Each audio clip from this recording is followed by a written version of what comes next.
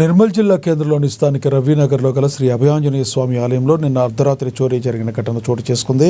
స్థానికులు తెలిపిన వివరాల ప్రకారం ఆలయంలో ఏర్పాటు చేసిన సీసీ కెమెరా వైర్లను ధ్వంసం చేసి మరీ ఆలయంలో 2.5 కిలోల గల వెండి ఆభరణాలు దొంగలు ఎత్తుకెళ్లినట్లుగా తెలిపారు. రోజురోజుకు ఆలయాల్లో పెరిగిపోతున్న దొంగతనాలను అరికట్టేందుకు పోలీస్ శాఖ కట్టుదిట్టమైన చర్యలను తీసుకోవాలన్నారు.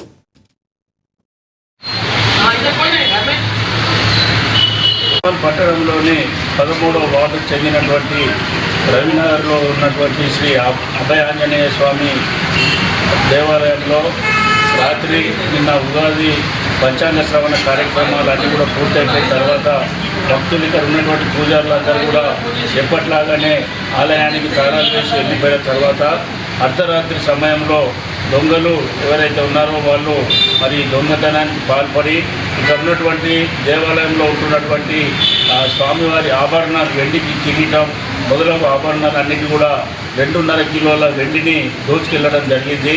మరి క్రిమినల్స్ చాలా తెలివిగా ఇక్కడ ఉన్నటువంటి ఆలయంలో ఎవరు కూడా అనుమానం రాకుండా, శబ్దం రాకుండా, పక్క వాళ్ళకు వినికిడి రాకుండా, అదేవిధంగా సీసీ కెమెరాలకు సంబంధించినటువంటి బాక్సులు సైతం కడిగేసి ఎత్తుకెళ్ళడం జరిగింది.